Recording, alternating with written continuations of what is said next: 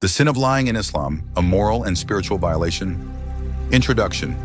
In Islam, truthfulness is not just a virtue, it is a pillar of faith. Among the gravest moral vices condemned in the Qur'an and Hadith is lying.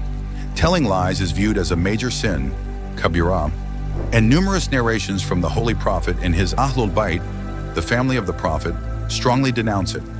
Lying from Quranic perspective. The Quran contains numerous verses that strongly condemn the sin of lying. Here we highlight just 5 to illustrate how firmly God denounces falsehood in his holy book. 1. Lying is a sign of disbelief and injustice. Who is more unjust than one who fabricates lies against Allah or rejects his signs? Indeed, the wrongdoers will never succeed. Surah Al-An'am 6:21. Fabricating lies, especially in religious matters, is described as an act of ultimate injustice, zulm, and a barrier to salvation. 2. Allah does not guide liars.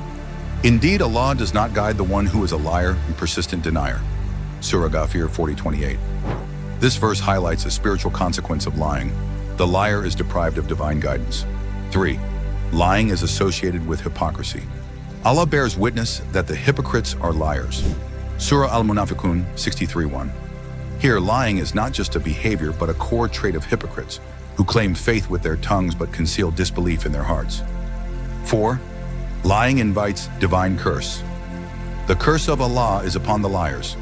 Surah Al-Imran 3:61. This verse is from the event of Mubahilah, where liars are warned of Allah's curse. It shows how serious falsehood is in the eyes of God. 5. Lying will be exposed on the day of judgment. On the day when Allah will resurrect them all, they will swear to Him as they swear to you, thinking they are upon something. Verily, they are the liars. Surah Al-Mujadala 58:18. This verse warns that liars may deceive people, but they cannot deceive Allah, and their lies will be exposed. Lying in the Hadiths. Among the many Hadiths that condemn the sin of lying, we present just 5 to reflect the seriousness with which it is addressed in Islamic teachings. 1. The sign of a hypocrite. The Prophet, peace be upon him and his family, said, "There are 3 signs of a hypocrite. When he speaks, he lies. When he promises, he breaks it. And when entrusted, he betrays the trust." Al-Kafi, Volume 2, p. 290. This narration is considered one of the most comprehensive ethical warnings.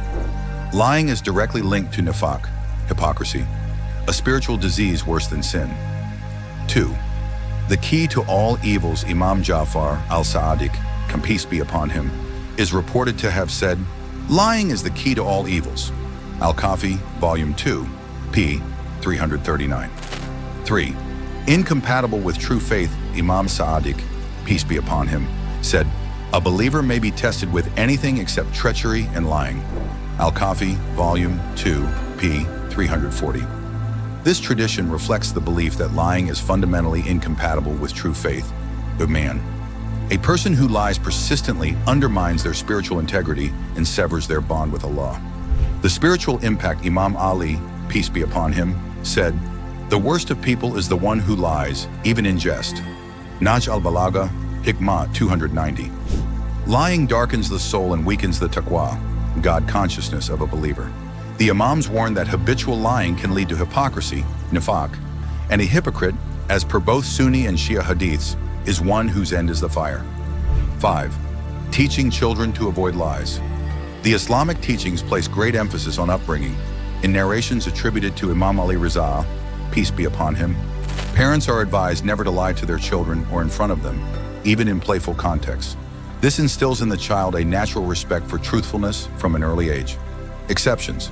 Taqiyya and higher ethics. One of the unique discussions in Shia theology is the concept of taqiyya, the practice of concealing one's beliefs to avoid persecution or harm.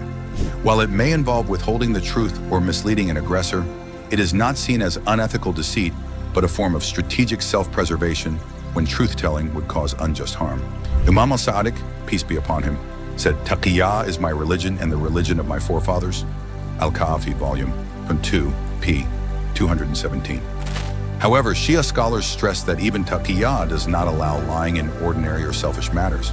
It is strictly restricted to exceptional cases where life, safety, or vital religious interests are at stake. Conclusion. In the Islamic perspective, lying is not just a breach of ethics. It is a threat to the soul, a destroyer of relationships, and an obstacle to divine guidance. Through the teachings of the Ahlul Bayt, truth is positioned as a sign of real faith and a safeguard of human dignity. While limited exceptions like Taqiyya are acknowledged, the overwhelming guidance is to speak truthfully, act sincerely, and avoid falsehood in all its forms. In a world struggling with misinformation and deceit, the timeless message of Islam and its divine leaders calls Muslims to be beacons of truth in words, actions, and intentions.